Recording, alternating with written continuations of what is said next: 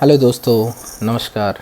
मैं अजय ओझा आप सभी का स्वागत करता हूं अपने चैनल ओझा सा क्लासेस में। फ्रेंड्स, आज मैं बिल्कुल ही एक नया सब्जेक्ट का शुरुआत करने जा रहा हूं, हिस्ट्री का, मॉडर्न हिस्ट्री का। और जो कि आपका मैं कवर करूंगा 1885 जो कांग्रेस का फॉर्मेशन होता है, वहाँ से लेके जब तक हमारा देश आज़ाद हो जाएगा 1947 में, 47 तक। तो इसके बीच में मतलब जब आईएनसी का जब फॉर्मेशन होता है इंडियन नेशनल कांग्रेस का, वहाँ से लेकर मैं जितने भी इम्पोर्टेंट सारे मूवमेंट्स हुए हैं, जितने भी इम्पोर्टेंट जर्नल्स निकले हैं, न्यूज़पेपर निकले हैं, जो जो ऑर्गेनाइजेशन फॉर्म्स हुए हैं और क्या क्या हमारे इंडिया में हुई थी उस समय, वो हम लोग सारी चीज़ें डिटेल में देखेंगे। जो कि आपको एक सबसे अपर लेवल का जो एग्ज़ाम होता है यूपीएससी, और जो फिर स्टेट पीसीएस होता है जिसमें बीपीएससी, जेपीएससी, यूपी पीसीएस या एमपी पीसीएस, आप कोई भी पीसीएस ले लीजिए, या आप बैंकिंग का एग्ज़ाम ले लीजिए, आप एसएससी का एग्ज़ाम ले लीजिए, रेलवे ले लीजिए, आप जितनी भी तरीके के एग्ज़ाम हैं आप इस वीडियो से इजीली आप कवर कर पाएंगे। और हमें तो पता ही है कि अगर हिस्ट्री में भी अगर सबसे ज़्यादा मेजर पोर्शन रहता है तो वो मॉडर्न हिस्ट्री से ही होता है। तो हम लोग कोशिश करेंगे कि इसको जल्द से जल्द इसको कंप्लीट करें और डिटेल में करेंगे। कुछ तो थोड़ा तो लेट ज़रूर होगा, क्योंकि मैं मतलब जब भी पढ़ाता हूँ तो इसको बिल्कुल अच्छे से पढ़ाता हूँ। मेरा ये नहीं है कि मैं जल्दी जल्दी से फॉर्मेलिटीज़ मतलब निभा के निकल जाऊँ यहाँ से, वैसा नहीं है। मैं फॉर्मेलिटीज़ नहीं निभाता, मैं बिल्कुल डिटेल्स में पढ़ाता हूँ और अच्छे से पढ़ाता हूँ। ठीक है, तो हम लोग इसी सीरीज़ को स्टार्ट कर रहे हैं अभी, हिस्ट्री को। और इसको जब मैं कंप्लीट कर लूँगा उसके बाद में फिर से ज्योग्राफी और बाकी जो सब्जेक्ट्स हैं मैं उसको स्टार्ट करूँगा। तो GK GS point of view से मैं टोटली इस मतलब जितने भी सब्जेक्ट्स हैं मैं सारे कवर करूँगा, सबको कवर करूँगा। अगर आपको लगता है कि आपको कोई और भी सब्जेक्ट को आपकी ज़रूरत है या आप चाहते हैं कि वो पहले कवर हो, तो आप मुझे कमेंट सेक्शन में बताइए, तो मैं उसको भी देख लूँगा। तो ठीक है दोस्तों, चलिए हम लोग आज स्टार्ट करते हैं इंडियन नेशनल कांग्रेस का एस्टेब्लिशमेंट और सेफ्टी वाल्व थ्योरी। तो फ्रेंड्स, हमें ये चीज़ तो पता ही है कि इंडियन नेशनल कांग्रेस जो है, जिनको नहीं पता है वो जान ले। इंडियन नेशनल कांग्रेस का एक्चुअली में जो फॉर्मेशन हुआ था वो 1885 में हुआ था। ठीक है, तो क्या है कि एक ऑल इंडिया, क्योंकि ये पूरे इंडिया का फर्स्ट, मतलब ऑल इंडिया अगर आप कोई ऑर्गेनाइजेशन देखेंगे, मतलब जिसकी ब्रांचेस पूरे इंडिया में होगी, ठीक है, तो वैसा अगर कोई ऑर्गेनाइजेशन इंडिया में फ़र्स्ट टाइम अगर कोई खुल रहा था तो वो हमारा आईएनसी था, इंडियन नेशनल कांग्रेस। उससे अब ऐसा नहीं है कि इंडियन नेशनल कांग्रेस से पहले कोई ऑर्गेनाइजेशन था ही नहीं, कोई पॉलिटिकल ऑर्गेनाइजेशन नहीं था या कोई कल्चरल ऑर्गेनाइजेशन नहीं था, ऐसा नहीं है। हमारे इंडिया में बहुत पहले से बहुत सारे ऑर्गेनाइजेशंस खुले हुए हैं, पॉलिटिकल ऑर्गेनाइजेशंस भी है, कल्चरल ऑर्गेनाइजेशन भी है, बट वो लिमिटेड होते थे आपको किसी पर्टिकुलर एरिया में, किसी पर्टिकुलर ग्रुप ऑफ पीपल्स के लिए, किसी पर्टिकुलर रिलीजन के लिए। ठीक है, ऑल इंडिया के बेसिस पे, पूरे इंडिया के, पूरे भारतवर्ष, पूरा हमारा हिंदुस्तान के बेसिस पे अगर कोई पहला ऑर्गेनाइजेशन अगर कोई खुला है, ठीक है, हमारा पॉलिटिकल ऑर्गेनाइजेशन, तो वो हमारा था आईएनसी, इंडियन नेशनल कांग्रेस। तो चलिए, तो सबसे पहले हम लोग स्टार्ट करते हैं आईएनसी का फॉर्मेशन। एक चीज़ और बता दूं कि मेरा जो सोर्सेज है, मतलब मैंने जो सोर्सेज लिए वो बहुत जगह से है। ठीक है, मतलब कुछ मैंने इंटरनेट से भी, अगर कुछ अच्छे पॉइंट्स मिले हैं तो मैंने वहाँ से भी लिया है।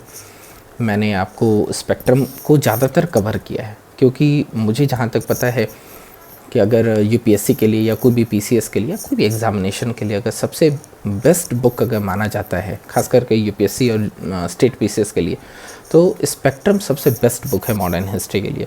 तो मैंने उसके कंटेंट को ज़्यादा कवर किया है। ठीक है, और बाकी और भी मैंने सोर्सेज लिए हैं, जिसमें सोनाली बंसल की भी बुक है। तो उसी से मैंने हर जगह से जो अच्छी अच्छी बातें हैं, जो मुझे ठीक लगी, मैंने उसको यहाँ पर लिया है। तो ठीक है, तो चलिए हम लोग शुरू करते हैं।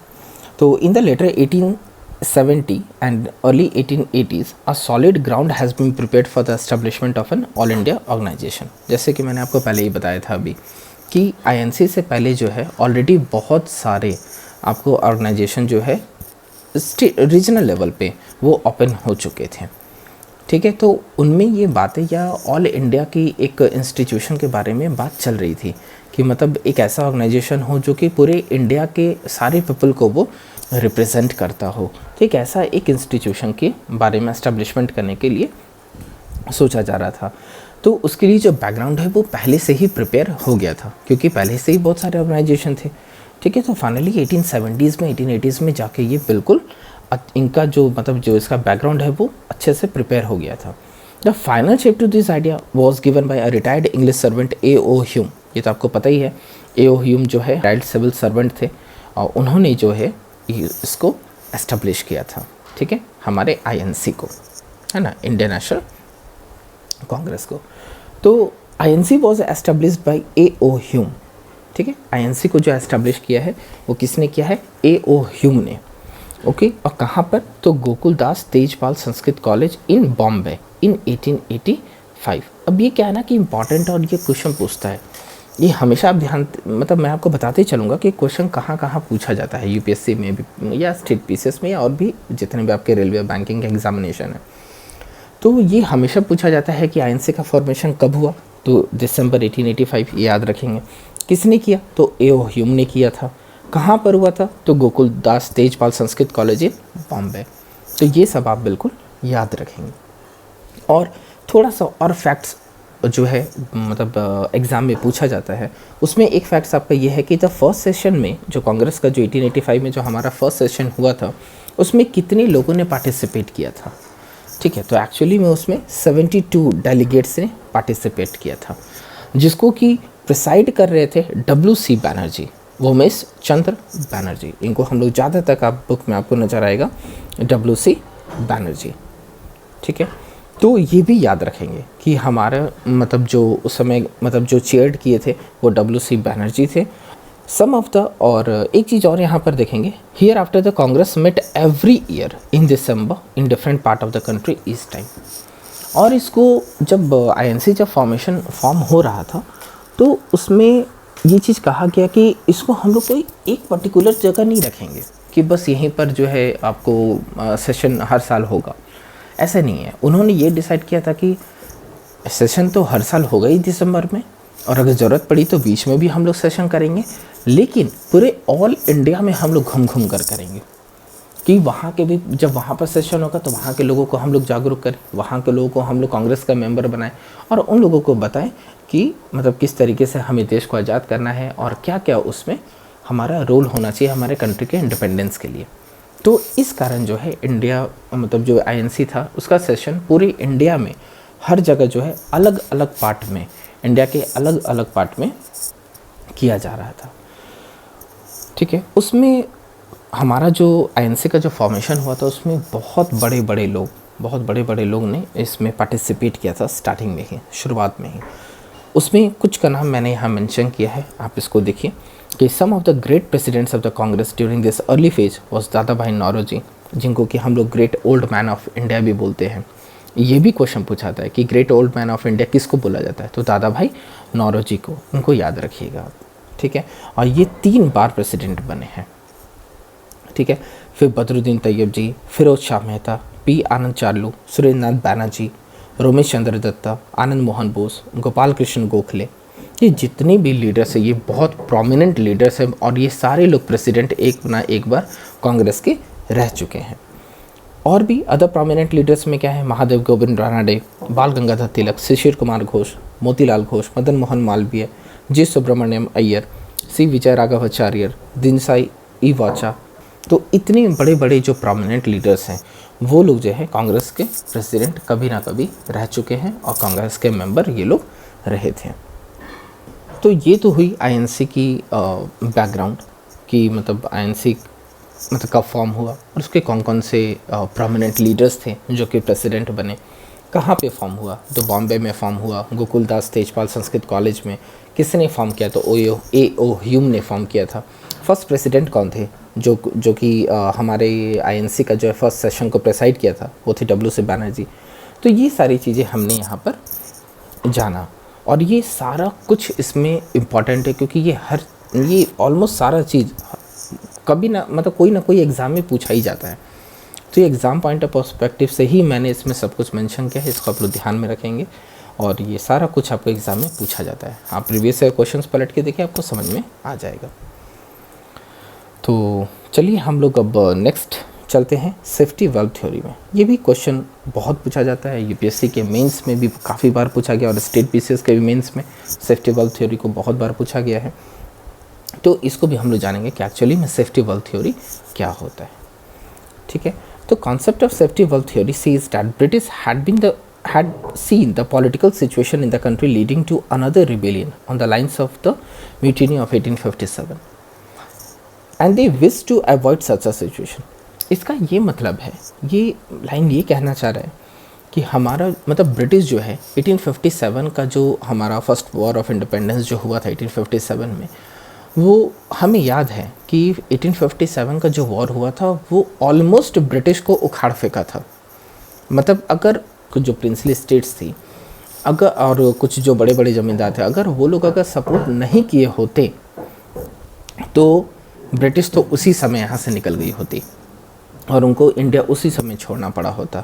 लेकिन उन्होंने सपोर्ट कर दिया और ब्रिटिश रह गई। लेकिन ब्रिटिश के दिमाग में ये एक चीज़ था कि अगर इसी तरीके का अगर सिचुएशन दोबारा फिर से आता है तो हम लोग इस बार नहीं बच पाएंगे और हमें इस कंट्री को छोड़कर जाना पड़ेगा।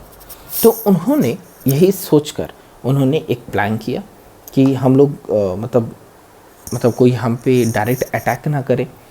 तो उन्होंने क्या किया कि इंडियन नेशनल कांग्रेस को, एक जो पॉलिटिकल इंस्टीट्यूशन है जिसमें कि जो इंडियन के जो लीडर्स हैं और जो इंडिया का जो मतलब इंडिया की जो पॉपुलेशन है वो अगर अपनी बातों को रखना चाहे तो इन लीडर्स के थ्रू हमारे पास रख सकता है। एक बफर ऑर्गेनाइजेशन ये लोग क्रिएट इन्होंने कर दिया। तो यही आपका है सेफ्टी वल्व थ्योरी कि मतलब डायरेक्ट हमारे पे अटैक नहीं आएगा। वो क्या होगा कि अगर किसी को कुछ भी बोलना है तो वो पर्टिकुलर उस आईएनसी ऑर्गेनाइजेशन के थ्रू, इस इंस्टीट्यूशन के थ्रू उनको बोलना होगा। तो कहीं ना कहीं वो अपने आप को थोड़ा सा सेफ कर लिया। So they wanted to have provide a platform to the people where they could discuss their political problems. Indian National Congress was founded by retired civil servants, जैसा कि अभी हमने डिस्कस किया था। इसके कुछ हम लोग पॉइंट्स को देख ले जिससे कि हमारा सेफ्टी वल्व थ्योरी जो है बिल्कुल क्लियर हो जाएगा। पहला क्या है, दी एक्सट्रीमिस्ट एलिमेंट्स इन इंडिया, जैसे कि लाला लाजपत राय, इनको एक्सट्रीमिस्ट और एक कुछ दल होते थे जिनको कि हम लोग मॉडरेट्स बोलते थे। उसको हम लोग नेक्स्ट क्लास में कवर करेंगे कि मॉडरेट्स और एक्सट्रीमिस्ट किसको बोलते हैं। तो अभी तो हम लोग देख रहे हैं सेफ्टी वल्व थ्योरी, तो उस पर हम लोग फोकस करें। तो extremist element in India like the Lala Lajpat Rai, Bal Gangadhar Tilak and the Bipin Chandra Pal etcetera laid down the theory of safety valve theory. इन्होंने ही सेफ्टी वल्व थ्योरी को बताया कि किस तरीके से जो है ब्रिटिश ने हमारे मतलब आईएनसी को फॉर्म करके हमें मिसयूज़ किया है। मतलब वो एक्चुअली डायरेक्ट अटैक उन पे ना हो, एक फॉर्मेशन एक इंस्टीट्यूट को फॉर्म कर दिया कि कोई उन पर डायरेक्ट अटैक ना करे, जैसा कि अभी मैंने आपको बताया था। Second, Lala Lajpat Rai wrote the books Unhappy India and the Punjabi. In those two books, he explained the criticized the policy of British regarding the establishment of the INC. इन्होंने इस दो बुक में जो है उन्होंने बताया कि किस तरीके से जो है सेफ्टी वल्व थ्योरी का यूज़ करके ब्रिटिश ने मतलब आईएनसी का फॉर्मेशन किया। यहाँ पर एक चीज़ ध्यान देंगे कि हम एग्ज़ाम में ये भी सब बहुत सारे ये क्वेश्चंस पूछे जाते हैं कि अनहैप्पी इंडिया और पंजाबी ये जो दो बुक्स है ये किसके द्वारा लिखी गई है। ठीक है, दो बुक्स आपको पता है कि आपके एग्ज़ाम में जो है बुक्स के क्वेश्चंस पूछे जाते हैं कि ये इनके राइटर कौन हैं। तो unhappy India and Punjabi I think हज़ारों बार ये अभी तक एग्ज़ाम में पूछे जा चुके हैं और आगे भी पूछे जाएंगे। तो इसको याद रखेंगे कि लाला लाजपत राय ने इस दो बुक को लिखा था। ठीक है, और उन्होंने इसी बुक में ये क्रिटिसाइज़ किया था कि आईएनसी का जो एस्टेब्लिशमेंट ब्रिटिश ने किया था वो उन्होंने जानबूझकर किया था। ठीक है, for the safety of the British government. According to him it was a conspiracy of the Lord Dufferin and A.O. Hume that lead to the establishment of the INC. Lala Lajpat Rai का ये कहना था, जो एक्सट्रीमिस्ट थे तिलक पाल और लाला लाजपत राय, जिसको कि हम लोग लाल बाल पाल भी बोलते हैं, उनका ये कहना था कि लॉर्ड डफरिन जो उस समय के वाइसराय थे या गवर्नर जनरल जो हम लोग बोलते थे, उस समय वाइसराय होते थे। तो जो लॉर्ड डफरिन जो वाइसराय थे और A.O. ह्यूम जो रिटायर्ड सिविल सर्वेंट थे, उनका ये कॉन्स्पिरेसी था, ये कहना था इन तीनों का। तो उनका कहना था कि ये लोग कॉन्स्पिरेसी करके आईएनसी फॉर्म कर दिए हैं कि एक हम लोग ऐसा इंस्टीट्यूशन दे दे कि अगर कोई भी पब्लिक को अगर कुछ बोलना हो या कुछ भी कहना हो तो उनके थ्रू वो बोलेंगे, वो जो डायरेक्ट जो गुस्सा है वो हमारे पे नहीं निकलेगा। In the second half of the 19th century, with this growing tide of the nationalism, the aggression of India kept on increasing against the British policies. Thus, the British think tank derived a concept by which it was said that in between the British government in India and in Indian public, there would be the buffer organization known as the Indian National Congress. अभी मैंने आपको बताया कि Indian National Congress को British ने as a buffer organisation उन्होंने use किया था कि अगर कुछ भी अगर होता है तो बीच वाला ही फंसेगा, डायरेक्ट मेरे पे नहीं आएगा। तो अगर लोगों को कुछ बोलना भी है तो उनके रिप्रेजेंटेटिव तो हैं ही इंडियन नेशनल कांग्रेस में, आप उनको बोलिए और वो लोग आके मेरे पास बात कहेंगे। तो इस तरीके से ब्रिटिश ने कॉन्स्पिरेसी करके, इनका लाला लाजपत राय का कहना था कि ब्रिटिश ने मतलब A.O. ह्यूम ने और लॉर्ड डफरिन ने कॉन्स्पिरेसी करके INC का फॉर्मेशन कराया था। हमने ये चीज़ देखा है कि जब इंडियन रेनेसांस जब हो रहा था, जब फर्स्ट रेनेसांस ऑफ इंडिया, आपको पता है जो फादर ऑफ हमारे मॉडर्न इंडिया जो हम लोग राजा राम मोहन राय को बोलते हैं, उन्होंने ही जो एक अपना जो समाज खोला था ब्रह्मो समाज, उसके बाद ईश्वरचंद्र विद्यासागर, स्वामी विवेकानंद, रामकृष्ण परमहंस, उसके बाद फिर हमारे स्वामी श्रद्धानंद, बहुत सारे लोग जो है मतलब उस समय अपने अपने ऑर्गेनाइजेशन उन्होंने खोला था। कोई रिलीजन था, कोई कल्चरल था, उसी में कुछ पॉलिटिकल था। तो वो जो कल्चरल, पॉलिटिकल और रीजनल रिलीजन जो ये अवेकनिंग जो हो रही थी, तो जो पुनर्जागरण जो हो रहा था, तो कहीं ना कहीं लोग लिटरेट हो रहे थे। तो वो लोग हायर स्टडीज़ के लिए, जैसे लॉ के लिए भी या मेडिकल के लिए, वो लोग फॉरेन जाते थे। जब वहाँ वो जाते थे तो वहाँ देखते थे कि वहाँ के जो पीपल हैं, वहाँ के जो सिटीज़न हैं, उनको सारा फ्रीडम मिला हुआ है। अब वो लोग अपने मतलब अपने ही तरीके से वो सोच रहे हैं, अपने तरीके से वो सारा कुछ काम कर रहे हैं। वहाँ पे इतना ज़्यादा डेवलपमेंट है, बट इंडिया में वही गवर्नमेंट है, बट इंडिया में नहीं हो रहा है। इंडियंस का आपका एक्सप्लॉयटेशन हो रहा था। हम लोग जो यहाँ से फिनिश्ड गुड बनाते थे, हमें मार्केट जैसा यहाँ पर कर दिया गया। हमें रॉ मटेरियल्स को मजबूर किया गया हमें कि रॉ मटेरियल्स को यहाँ से सप्लाई करो और फिनिश्ड गुड को ख़रीदो। हमें एज अ मार्केट रिप्रेजेंट किया गया। और बल्कि हम लोग खुद यहाँ पर एक मैन्युफैक्चरर थे और हम लोग यहाँ से भेजते थे, बट हम लोग मैन्युफैक्चरर नहीं रह के हम लोग एज अ मार्केट हम लोग रह गए थे। और हमारा ही सामान हमें मतलब वहाँ पे हमें भेजा जाता था रॉ मटेरियल को, और फिर हमारा ही सामान को वो लोग बनाकर हमें ही ज़्यादा दाम में बेच देते थे। तो ये सारी चीज़ें आपको जो एजुकेटेड इंडियंस जो हुए 1800 में, तो वो लोगों को ये बात पता चल गया। अब तो इसी में जो हमारे पढ़े लिखे लोग थे, जिसमें स्वामी विवेकानंद, राजा राम मोहन राय, ईश्वरचंद्र विद्यासागर और बहुत सारे लोग थे जो कि पढ़े, वो लोग विदेश घूमे और उनको पता लगा कि ऐसा ऐसा हो रहा है। तो वो लोग क्या किए कि अपने अपने लेवल पे, अपने अपने एरियाज़ में उन्होंने इंस्टीट्यूशन खोला, जिसमें कि वो लोग लोगों को बताते थे कि किस तरीके से ब्रिटिश हमारी एक्सप्लॉयटेशन कर रही है। और तब लोगों को ये बात पता चला, और यही बात ब्रिटिश को भी पता चल रहा था कि ये जो छोटे छोटे मतलब ये जो ऑर्गेनाइजेशन खुल रहे हैं, ये कहीं ना कहीं ये लोगों के दिमाग में डाल रहे हैं कि हम लोग इनके साथ गलत कर रहे हैं, इनका एक्सप्लॉयटेशन कर रहे हैं। तो उनको डर हो गया था कि कहीं ऐसा नहीं कि फिर 1857 के जैसा हमारे पे अटैक हो जाए। तो इस कारण उन्होंने INC का फॉर्मेशन किया। इन टोटल इसी को हम लोग सेफ्टी वॉल्व थ्योरी कहते हैं। क्यों? क्योंकि वो जो है बिल्कुल एक बच गया, वो सेफ हो गया ब्रिटिश। तो modern Indian historians have disputed the idea of the safety valve. लेकिन अगर आप मॉडर्न हिस्टोरियंस का देखेंगे तो वो लोग सेफ्टी वॉल्व की थ्योरी को मतलब मना करते हैं। वो लोग बोलते हैं कि नहीं, ये गलत है। उनका ये कहना है कि Indian National Congress represented the urge of the political conscious Indians to set up the national body to express the political and economic demands of the Indians. उनका ये कहना था कि नहीं, वो सेफ्टी वॉल्व थ्योरी नहीं था, वो एक्चुअली में इंडियन की जो मतलब जितने भी INC से पहले जो ऑर्गेनाइजेशन थे, जैसे कि अब देख ही रहे लैंडलॉर्ड्स आपका सोसाइटी था, उसके बाद फिर आपको सुरेंद्र बैनर्जी का इंडियन कॉन्फ्रेंस था, ठीक है, और भी बहुत सारे ऑर्गेनाइजेशन थी।